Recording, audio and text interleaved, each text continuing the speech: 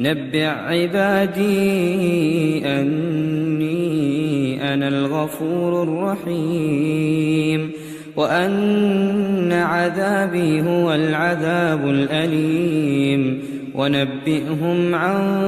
ضيف إبراهيم إذ دخلوا عليه فقالوا سلاما قال إنا منكم وجلون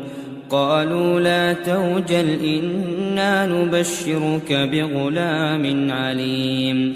قال أبشرتموني على أن مسني الكبر فبم تبشرون